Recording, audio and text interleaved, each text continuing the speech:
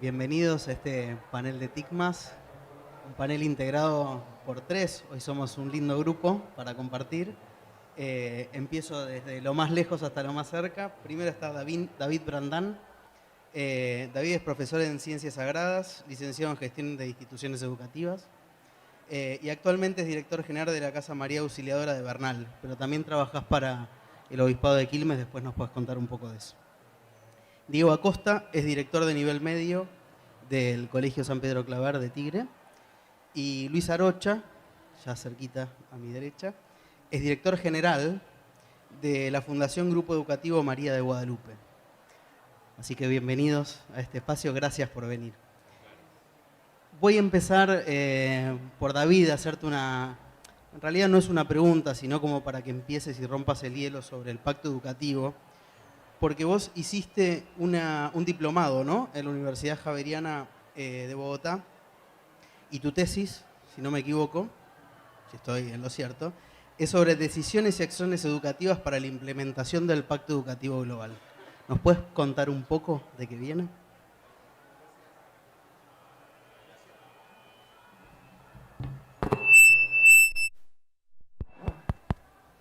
¿Ahora? Ahí sí, ¿no? Como para que recordemos el momento que empezamos así. En el 2019 Francisco nos invita de manera sorpresiva a pensar la educación y usa una palabra un poco particular que es pacto, ¿no?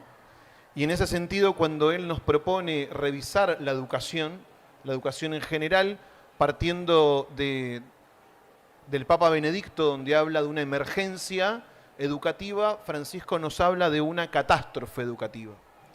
Y en ese punto nos convoca para el 2020, para una vivencia fuerte en el sentido de la educación en el mundo, y sabemos lo que acontece en el 2020.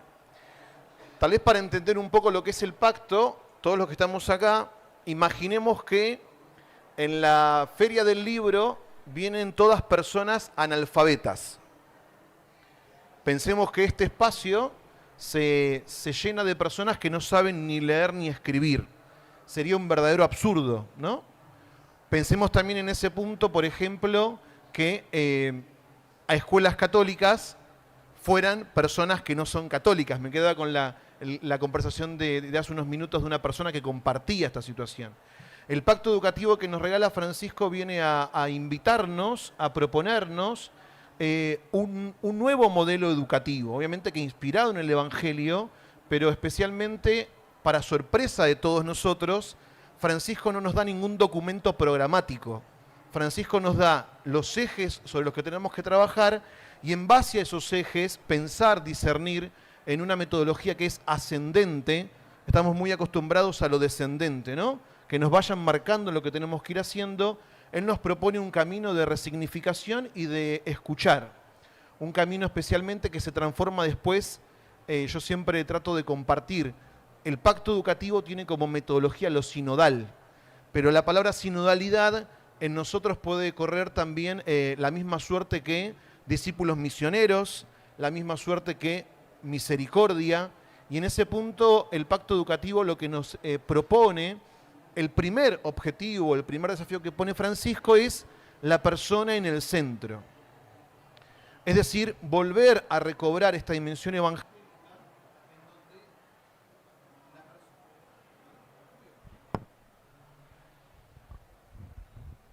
Segundo recuerdo, en donde la persona tiene un protagonismo activo y no pasivo, ¿no? Francisco nos va a dar desafíos y líneas centrales en donde la persona, en donde las familias, en donde los jóvenes, en donde las nuevas formas de entender la política y la economía, en donde especialmente la dimensión ecológica nos permiten pensar una educación distinta.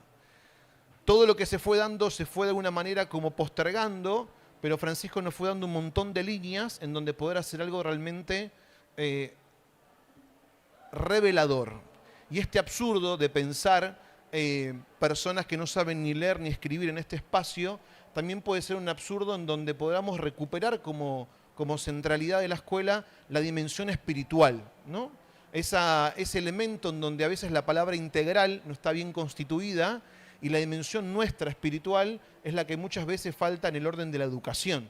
Así que fui en ese punto profundizando desde la dimensión también educativa en la que estoy, cómo poder encarnar esto. Y ahí estamos. Excelente. Tomo lo que estás diciendo de poner a la persona en el centro. Le voy a pasar la palabra a Luis, a Lucho, para que nos cuente un poco cómo es la realidad de su colegio, ¿no?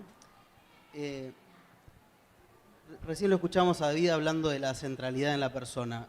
Eso, siendo un colegio que no es confesional, que ahora nos vas a contar, ¿te suena ajeno o te suena familiar? 100% familiar. Como adelantabas, el colegio María Guadalupe, que está en Las Tunas, en Pacheco, en General Pacheco Tigre, que cumplió 10 años justamente el año pasado y fue evento de mucha familiaridad. Trabaja en este momento con nivel inicial, primario y secundario, con 700 niños, niñas, adolescentes, de la zona sobre todo de Las Tunas. Recibe un poco el desafío todos los días de abrir sus puertas a 700 nombres, apellidos, rostros, historias, familias, porque también en cada uno de nosotros está nuestra familia, con todo lo que eso implica, con la diversidad de situaciones que puede llegar a haber. Así que esa escuela que hoy existe ahí, que en su momento se funda de manera confesional y con una inspiración católica, evidentemente el nombre nos marca muchísimo y la Virgen está presente por los patios y por nuestras aulas, por todos lados, y cuyo lema, nada sin ti, nada sin mí, refiere a eso también, que hoy no es confesional, sí mantiene la inspiración católica y evidentemente estas palabras que compartía David nos siguen inspirando y animando desde esa matriz valórica, que tiene mucho que ver con esto de poner a la persona en el centro sin duda y que tiene mucho que ver con todo esto a lo que nos interpela ese pacto educativo que en este caso inspirado, animado por el Papa Francisco, pero que Juan Carlos Tedesco y otra cantidad de gente muy lúcida ha planteado como una urgencia. Y en nuestra comunidad en particular, el tejido social, hay muchísimos lugares donde hay un debe gigante en cuanto a lo roto que está ese tejido.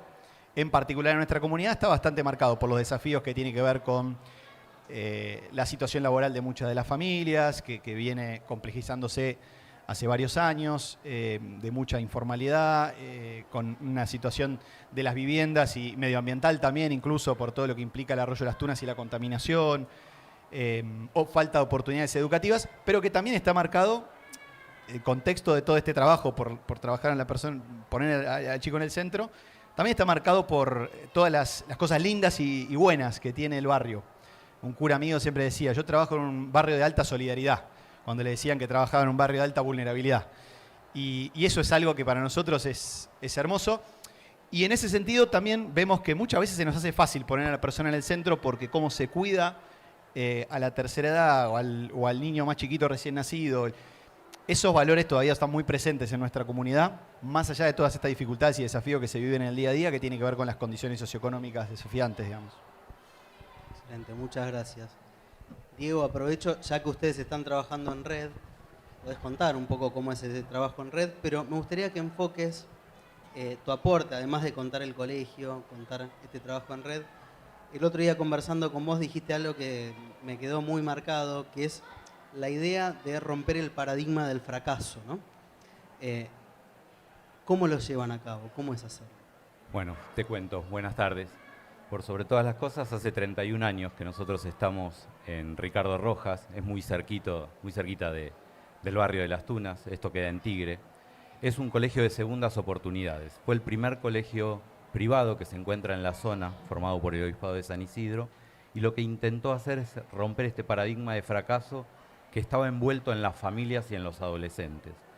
Las familias, los adolescentes que no tenían oportunidades en otros colegios, comenzaron a concurrir al nuestro y a partir de ahí poder recrear sus vidas. Esto de poder restaurar las vidas de las personas, que puedan vivirlas en plenitud, que es nuestra misión de colegio, ponerlos en el centro, que puedan desarrollar su autoestima, que puedan desarrollarse autónomos, que sean independientes, y esto genera un proyecto de vida. Una frase que no es mía, dice que los alumnos aprendan a hacer lo que son capaces de ser.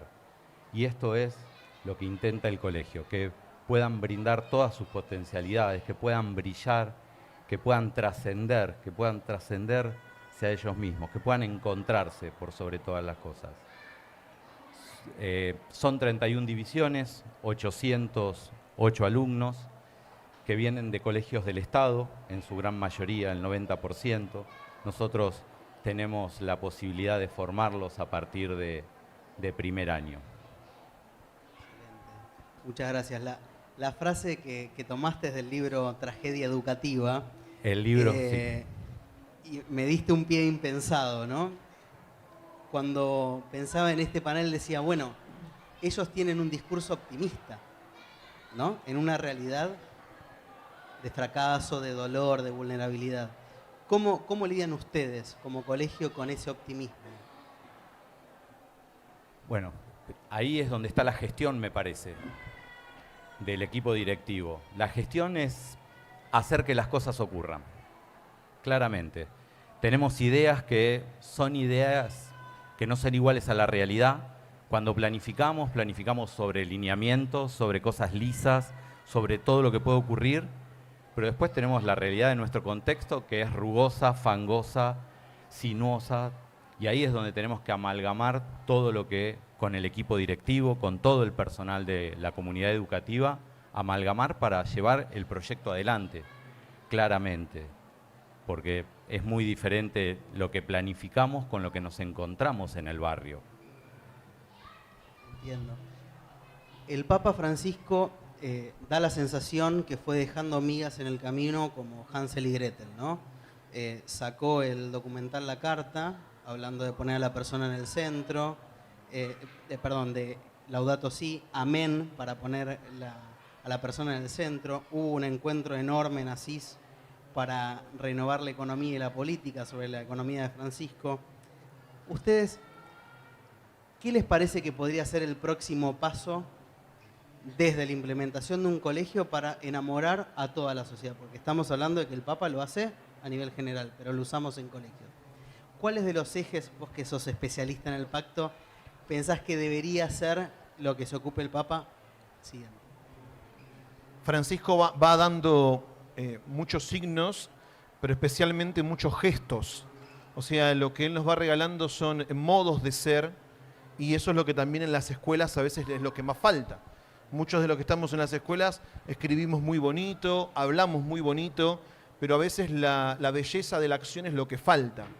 Y con la pregunta anterior, y lo uno a esta, la escuela, en lo que respecta tal vez de la propuesta de Francisco, tiene que ser la usina de la esperanza. Nosotros, en más de una posibilidad o más de una oportunidad, vivimos una desesperanza muy grande. La pandemia nos llevó a no esperar nada, al contrario, a desesperarnos. Y Francisco nos va mostrando con un montón de gestos que una educación para y de la esperanza, y en donde la reivindicación por sobre todas las cosas, no de unos o de pocos, sino de todos, es como lo que más nos tiene que desafiar. Francisco nos va dando a nosotros también la posibilidad de entender que lo que nosotros vamos a vivir en unos años también está en manos de Dios. Y esa educación para la trascendencia, esa educación especialmente para la esperanza activa y especialmente comprometida, es lo que también Él nos va marcando. Y uno va viendo, por sobre todas las cosas, que la persona en el centro, en el ámbito de lo educativo, tiene otro condimento, que es el respeto de los ciclos vitales. Y ese respeto de los ciclos vitales nos habla de que nuestra educación va formando a niñitos de 3 años hasta los 18, casi siempre en la misma edad. Todo el grupo tiene 3, todo el grupo tiene 4, todo el grupo tiene 5. Ahora, pero la dimensión intergeneracional que la escuela va proponiendo, que Francisco, con el documental, con la charla Amén, nos muestra, un hombre de 80 y pico con jóvenes, nos muestra también la realidad de la escuela. Piensen en sus escuelas, que puede haber maestras de 20, de 30, de 40, de 50, de 60, tal vez habrá de 70, pero esa dimensión de la la intergeneración que va dando Francisco, creo que es un punto. Y es la clave para la evangelización. Yo soy un convencido que una gran corriente evangelizadora está naciendo en las escuelas con Francisco. que es una pastoral propiamente de lo local, que no parroquializa la escuela, sino que lo hace escuela. Y Francisco nos invita a hablar. Siempre que se dirige a los jóvenes, mismo ahora preparando la jornada mundial, les dice a los chicos, bueno, los que vayan a Portugal, hablen con los ancianos, hablen con los adultos. Francisco une distancias y es el papa de los puentes de las distancias imposibles. Así que nos invita a la esperanza, ¿no? Y a un montón de otras cosas más que se pueden llegar a compartir. Excelente lo que estás planteando. Me abre una pregunta, creo que es ideal para Lucho, que tiene que ver con esto, ¿no? Con la tierra de misión que se da en espacios insólitos, ¿no? Uno piensa en el chico, la persona en el centro, pero el pacto también habla de las familias, ¿no? De abrirse a la acogida y responsabilizar a las familias. ¿Cómo es el trabajo que están haciendo ustedes en el barrio? No solo desde lo convivencial, sino también de una escucha empática con las familias. Mira, buenísimo que surja la familia, porque todo esto, este pacto también es una invitación para vivirse en el seno de la familia y bueno, en la familia se habla mucho a veces de hecho la alianza familia-escuela es algo que hoy por hoy hay muchísimo texto, mucha investigación que está tratando de echar algo de luz sobre eso y bueno, viviendo con añoranza quizá una época donde esa alianza estaba más clara, donde había una delimitación de fronteras también más clara, funciones y roles de la escuela y de la familia también muy definidos. Y hoy estamos en otra búsqueda, que para nosotros desde María Guadalupe es absolutamente clave esa búsqueda porque en el proceso, que la familia pueda ser protagonista del proceso educativo, incluso académico de ese niño, está una de las claves para que nuestro trabajo también dé frutos. Es decir, en ese trabajar y en ese responsabilizarse porque la familia se involucre en el proceso educativo del niño, está una de las claves. O sea que dentro de nuestro plan de trabajo todos los años es uno de los ejes centrales. ¿Qué vamos a hacer nosotros para invitar a la familia a enamorarse, de acompañar a su hijo que está cursando tercer grado? ¿Y qué implica ese acompañar esa escolaridad? Que va mucho más allá de mandarlo todos los días con los útiles, con la mochila y que llegue en hora y ir a buscar el boletín cuando te lo entregan. ¿Y qué implica ese ir más allá? Bueno, implica responsabilizarse, en el caso de primera infancia y el primer ciclo de la primaria, implica responsabilizarse de todo lo que tiene que ver con la crianza y los cuidados de un niño, de una niña, de forma tal que los derechos no se vean vulnerados y de forma tal que pueda crecer integralmente de manera saludable. Nosotros hoy tenemos cantidad de líneas de acciones que tienen que ver con acompañar a las familias en ese sentido y son los talleres y actividades más demandadas también por las familias. A lo largo de la autonomía progresiva que vamos viviendo como niños, adolescentes, los desafíos van cambiando y ese acompañar a la familia a tener un hijo adolescente en particular, nos lo piden a gritos. Y nosotros nos pedimos a gritos que la familia se haga presente ahí. En eso, hoy por hoy tenemos, te diría, un 10% quizá de las familias, todavía nos sigue costando muchísimo llegar a tenerlas mucho más presentes. Nos gustaría que estén mucho más presentes, pero nos está costando mucho y es parte de lo que evaluamos todos los años. Pero hay un 85-90% de las familias, que es un montón incluso para contextos favorecidos, que asisten cuando se las convoca, que vienen a las reuniones grupales, que se comprometen con jornadas de voluntariado, que acabamos de tener una hace 2 sábados, que viven la escuela también como suya, es decir, entienden que lo que quizás en otras épocas había que pedir permiso y agendar una entrevista, y hoy por hoy nosotros entendemos que tiene que ser la escuela un espacio, hay un espacio de la escuela que tiene que ser casi plaza pública, casi plaza comunitaria, donde la comunidad tiene que poder entrar y estar y circular, y de hecho sábados y domingos nuestras canchas, nuestros espacios deportivos están abiertos. Y eso genera un vínculo distinto con la familia, en ese adentro y afuera, que tiene que estar delimitado, pero que tiene que vivirse de otra manera a otras épocas, ¿no?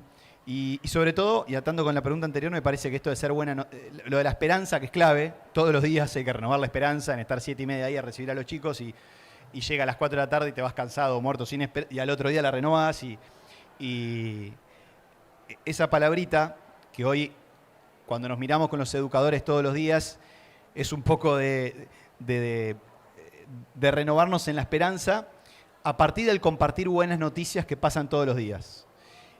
Ahí para mí hay una clave. Cuando una familia que no estaba presente se hace presente, hay una buena noticia espectacular Pero además no buena noticia como anecdótica, sino buena noticia porque implica que, ok, vamos a trabajar juntos por esta situación para que se resuelva. En eso de ser buena noticia, buscar buenas noticias, compartir buenas noticias que en la escuela hay todos los días y en todas las escuelas, y en renovar la esperanza a partir de ese conocer buenas noticias, ahí yo encuentro que hay una llave lindísima para vivir el día a día con pasión por enseñar. Excelente. Diego, me estoy preguntando, ¿qué rol tiene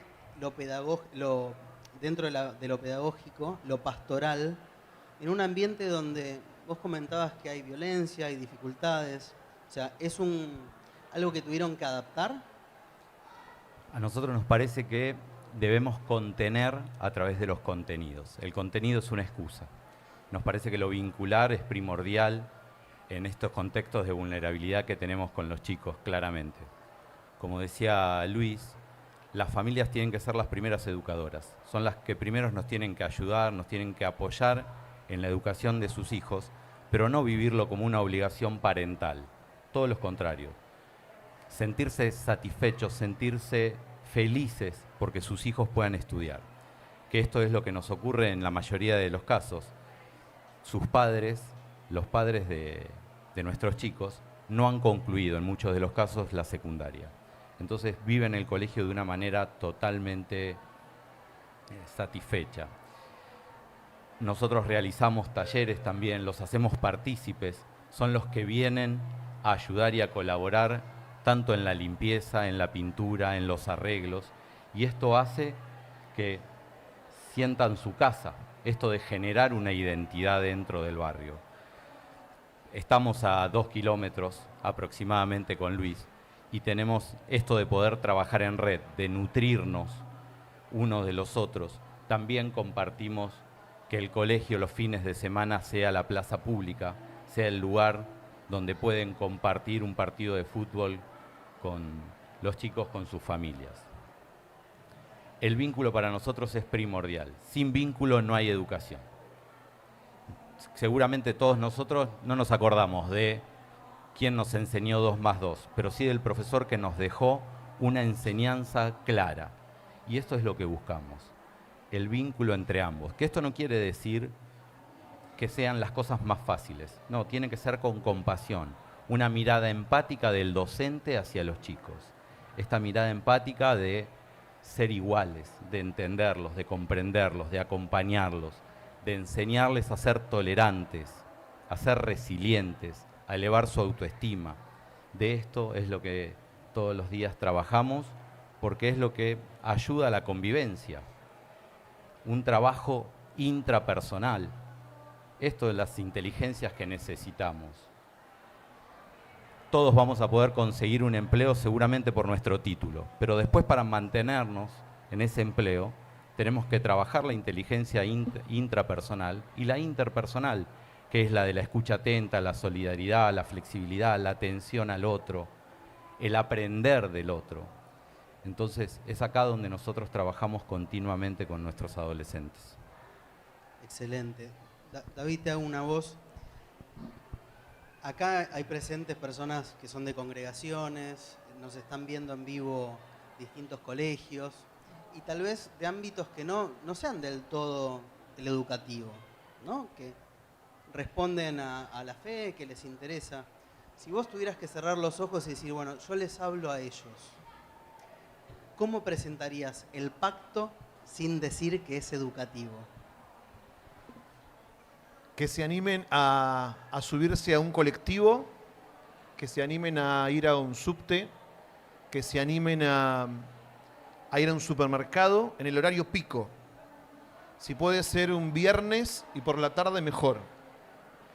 Que se animen a ver los rostros de las personas que están llegando a Constitución y tienen que tomar el tren Roca. Que se detengan un momento y observen, por ejemplo, la gente que está los primeros días de mes en los bancos tratando de cobrar su jubilación. Que se animen a ver, por ejemplo, cómo manejamos. Que se anime a encontrarse que la distancia que vamos teniendo con el otro, con una otra, sin conocernos, cada vez es mayor. Y cuando nos vamos dando cuenta que ante la tragedia de quien tengo al lado, yo miro para otro lado, porque lamentablemente estamos revalorizando, pero desde lo negativo, el no te metas. Y cuando vamos viendo una sociedad que está cansada y que está de alguna manera también, como decía antes, desesperanzada, y les surge en ellos querer hacer algo para cambiar esa situación, ahí está la esencia de lo que Francisco nos pide. No nos pide, nos invita. Y tal vez es muy fácil darnos cuenta en el subte, darnos cuenta tal vez acá mismo ahora con toda esta gente que está dando vuelta, pero miremos nuestras familias. Ahora, pensemos en nuestras familias. Seguramente va a haber con 1, 2, 3 personas con quienes podemos tener una cercanía, por más que sea sanguínea, muy fuerte. Pero tal vez con algunas tenemos una distancia que es, no digo ni violenta ni agresiva, es de soledad. Y ese vínculo y esa distancia nos va haciendo cada vez menos humanos.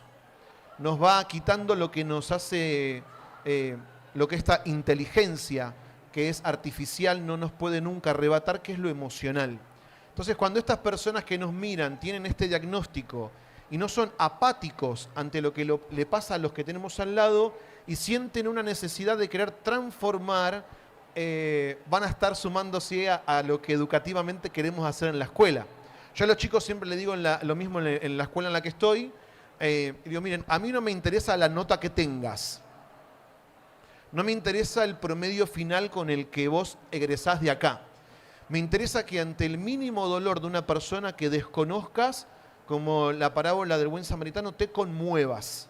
Bajes a su realidad y sin vínculo previo te hagas cargo de esa situación. Así que quienes experimenten eso en cualquier momento van a ser, sin darse cuenta, educadores de una sociedad que está buscando maestros y maestras que sanen heridas, pero que propongan alternativas. Alternativas que se implican en un nuevo ambiente, ¿no? Don Bosco decía, no educa ni el educador, no educa ni la metodología, educa el ambiente. Y ese ambiente es el que tenemos que reconstruir, que hoy es un ambiente de puras tensiones, no tensiones vitales y especialmente existenciales, tensiones de mucho dolor. Así que quienes escuchen o sientan en esta sala querer hacer algo por esta realidad y por este ambiente, son parte del pacto. Bueno, muchísimas gracias. Rescato, esta es la última pregunta, rescato algo que dijiste sobre la soledad. Bonavena decía que cuando suena la campana ni el banquito te queda adentro del ring, pero también tenemos, no sé, ejemplos de San Camilo que deseaba tener 100 brazos, ¿no? Para poder abarcar más. Sabemos que en el aula el docente es el boxeador sin el banquito, ¿no? Pero forma parte de un equipo que trabaja, que además está en red. Tal vez, Lucho, ¿podrías contarnos un poco qué tipo de 98 brazos recibís, qué tipo de acompañamiento para poder llevar a cabo esta obra? Bueno, sí, lo que decís es 100% real, ¿no? La sensación que muchas veces se vive en el aula es un poco esta. Bueno, el trabajo en base a proyectos y el trabajo interdisciplinario a nosotros nos ha dado una linda oportunidad de renovarnos en la esperanza mutuamente y trabajar algunos proyectos que tienen que ver con esto que comentaba David, particularmente con el tema ambiental de la zona de las Tunas, o sea, poder unirnos en torno a ese proyecto. Estamos, ejemplos concretos, en robótica, ciencias naturales, ciencias sociales, trabajando por un proyecto de ciudad sustentable y barrio sustentable, y midiendo polución sonora en el barrio, y midiendo polución del agua, y con sensores, aprendiendo muchísimo, pero buscando servir también. En esto me parece que tenemos una oportunidad y una excusa también para juntarnos, unirnos, y tenemos un diseño curricular, tenemos contenidos, tenemos que provocar aprendizajes que sucedan, y eso tiene que pasar porque es nuestro rol como escuela. Pero, y tomo lo que decía Diego de la excusa, lo que efectivamente nos es más relevante es que pasen cosas con ese arroyo, pasen cosas con ese barrio, pasen cosas con esa ciudad, con esa Argentina y con el mundo que queremos transformar y cambiar. Cuando nos unimos ahí, en eso que quizás es más místico, es más vocacional, se nos hace más fácil. Muchas veces estás en el medio de la clase y te olvidaste de todo esto. Y estás preocupado por lo que está pasando ahora y lo que van a contestar y quién está durmiendo y si el marcador que usaste era el que querías usar o era el indeleble. Cosas que te pasan todos los días. Pero a nosotros en particular el trabajo en base a algunas metodologías te dan la excusa de poder enseñar de otra manera, y creo que todo lo que implique enseñar de manera colaborativa y en red, que es muy difícil, es complejo hacerse un rato en la semana o en la quincena o en el mes para...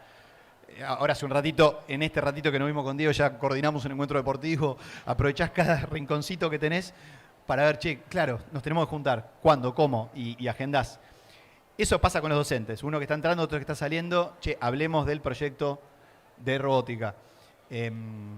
Ahí creo que hay una llave importante y que tiene mucho que ver también con el pacto, y una de las cosas que plantea uno de los documentos previos a la metodología del aprendizaje y servicio, por ejemplo, como metodología ideal para poder trabajar por un mundo que viva un pacto educativo de manera plena. Esto de proyectos donde existe muchísimo aprendizaje, pero existe muchísimo servicio vinculado con una comunidad que plantea una necesidad y desde allí nos hacemos hermanos y los chicos aprenden mucho, pero también sirven. Y en el servicio vuelven a aprender. Y eso es un ciclo que es interesantísimo en el aprendizaje-servicio, que está... en Argentina está CLAIS, el Centro Latinoamericano de Aprendizaje y Servicio solidario, que trabaja muy bien, hay una cantidad de escuelas y el premio presidencial que está sucediendo. Ahí hay muchas oportunidades donde nos estemos animando nosotros, en la primaria y en la secundaria particularmente nos pasa, cuando nos animamos a jugar en serio estos los proyectos y el trabajo colaborativo, que a veces cuesta más laburo, sobre todo cuando estás arrancando a diseñar el proyecto, y donde en la secundaria toda la logística conspira contra que los docentes se junten. Cuando eso se da, nos damos cuenta de que necesitamos más de esto, menos de lo otro, y eso para mí como director es clave, importantísimo. O sea, y dentro del rol de uno, cómo generar condiciones para que eso pase. Aunque el sistema conspire, hacerlo, sea como sea. Excelente. Bueno, muchísimas gracias a los tres. Gracias David, gracias Diego, gracias Lucho. Fue un placer.